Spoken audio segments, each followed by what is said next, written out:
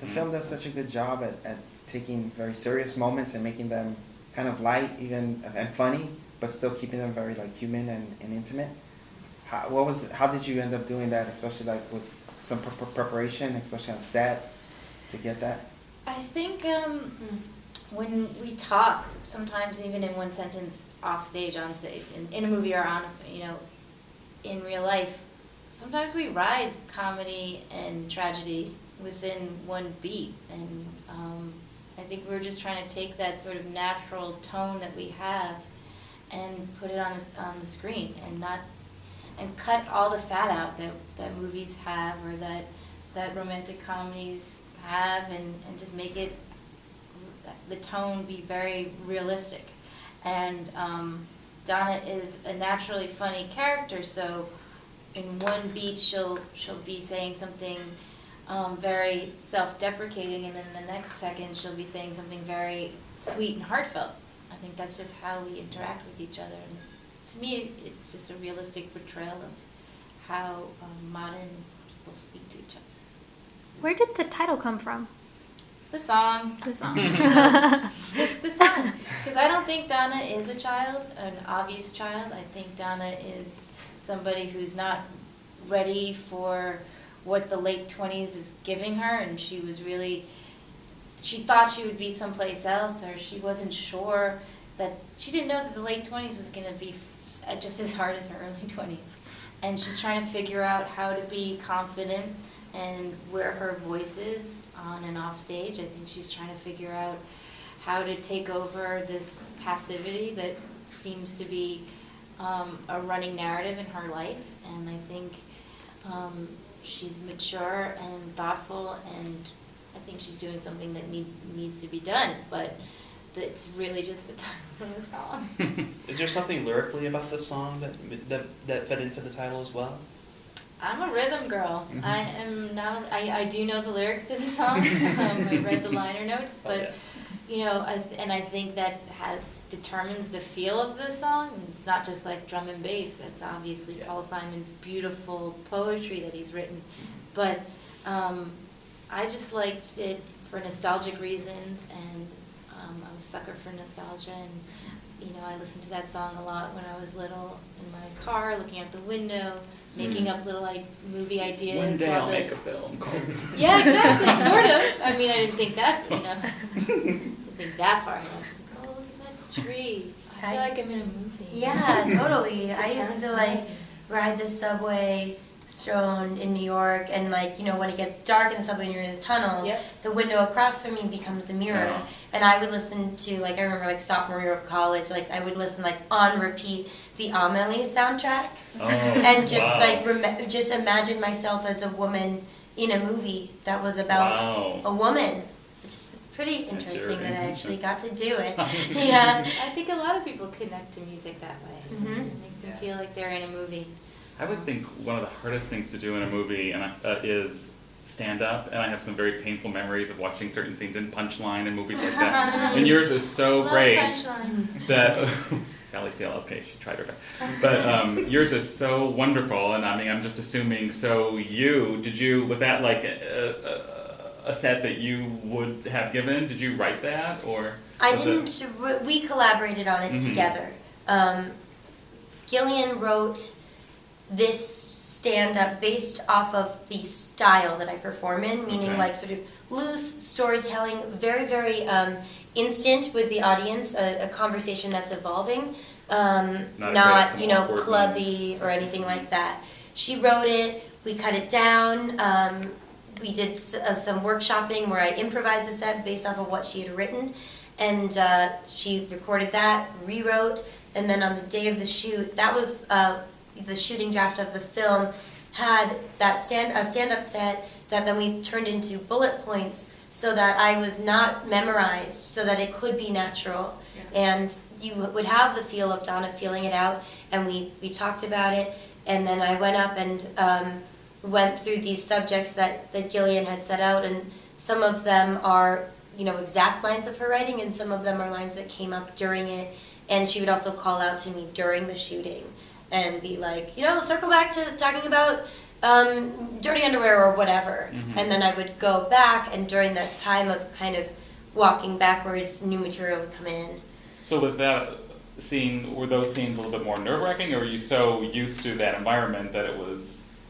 I think if somebody says to me it's okay to work, it's okay to be loose, then I go with that. Because it's dead on. I mean, it's just perfect and believable, and that you're really there in that moment. So. That's good. I mean, it's in my nature to be playful, and it's in my nature to feel a little bit claustrophobic with the rules. Mm-hmm. And that's something I often just have to deal with and work through. You know, you can't improvise on every job, and you should be good enough at acting that you can say your lines. You know, so I try to do that.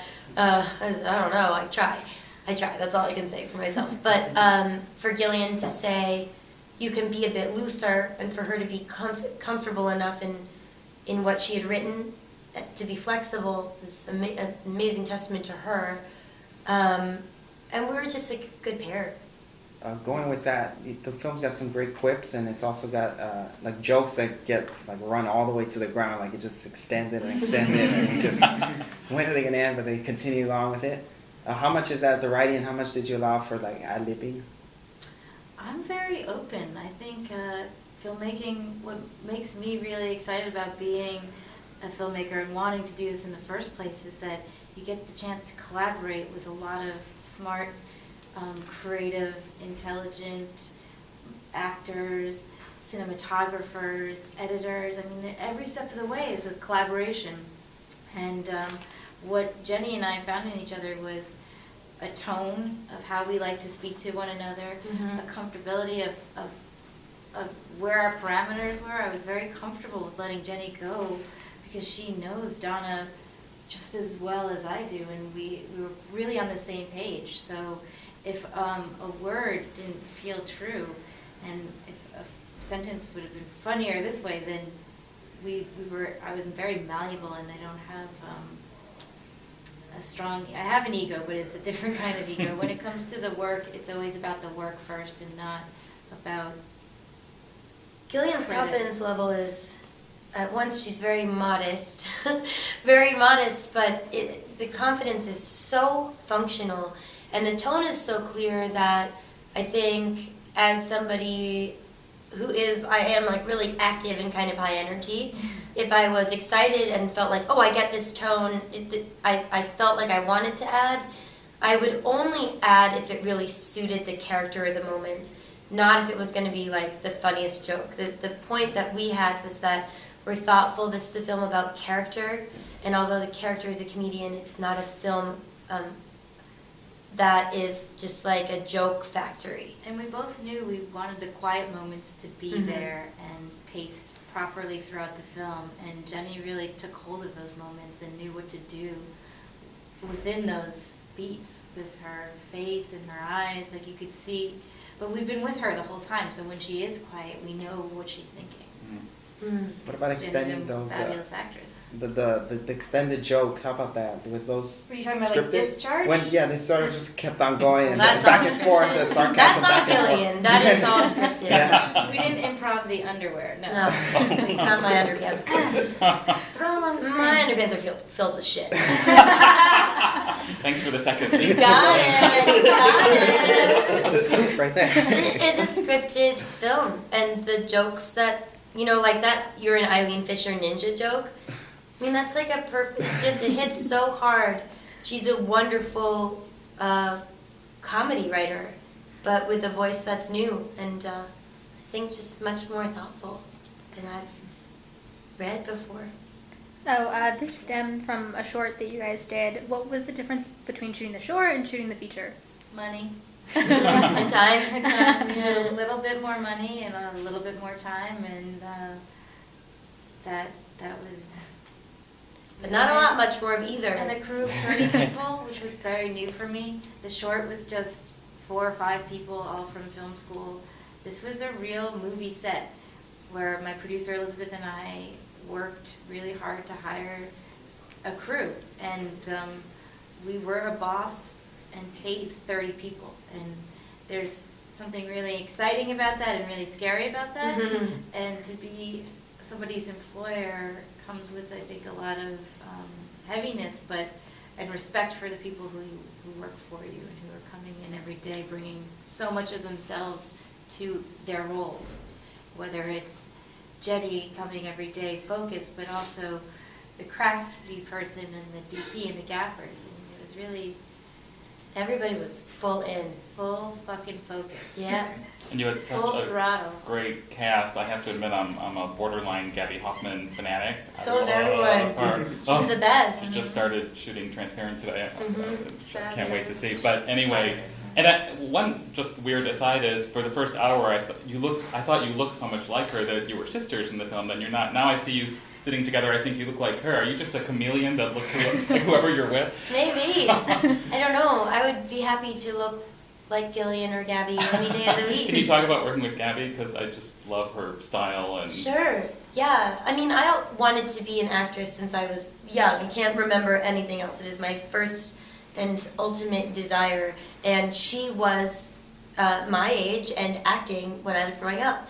And again, I used to think I looked like her and was just like, oh, I want to be like that girl. And when I got to meet her in my adulthood, I was like totally blown away in general, just because I was such a huge fan.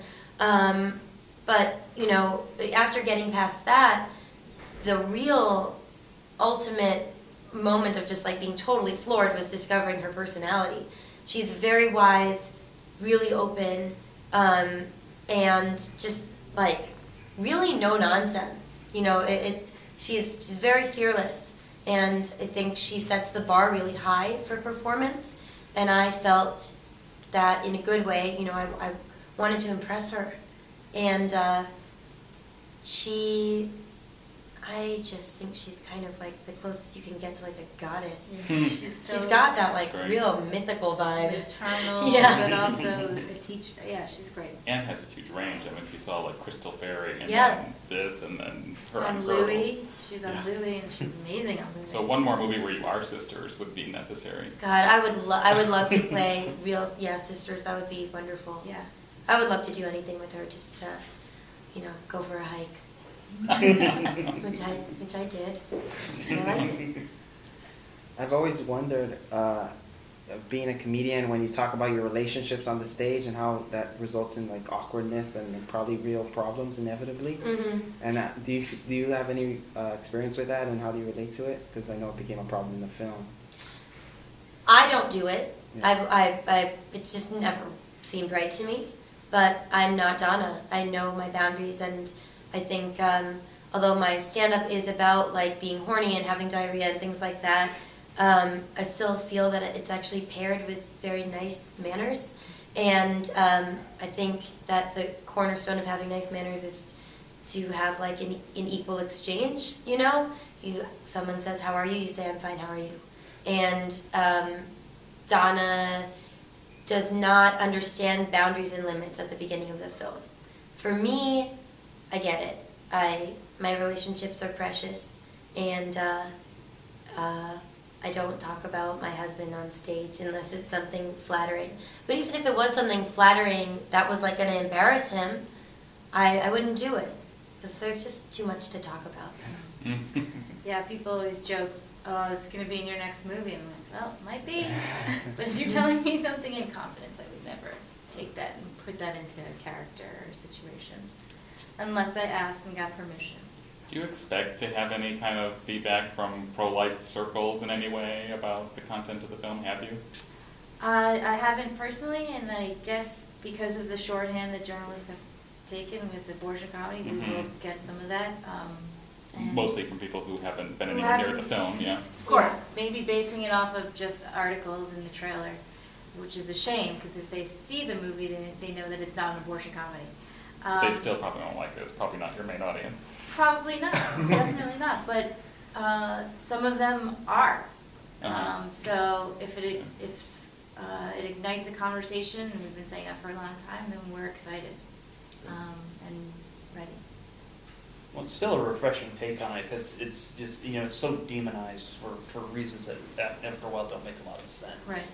And just the way you approach it was great, because a lot of the other movies wouldn't have taken that path because, like, you know, Juno or Knocked Up, because, you know, if they did take that path, there wouldn't be much of a movie, but here it's different. Every story is different. Yeah. Those are movies that we enjoy and we think they're funny. Our movie is just a different story. And There's room for other storytellers out there. I think just because one movie is tackling unplanned pregnancy and ends in childbirth, that's a real narrative. That's a story that happens. We're tackling it in a different way, but also making it a comedy and using a genre with it that we love, which is a romantic comedy. But I was just watching Knocked Up last night. It was on TBS. Yeah, I saw it. Laugh my yeah, I watch it every time it's on. It used to be on E a lot. Maybe it was on. No, it's TBS. It was TBS, yeah. Yeah. It was on.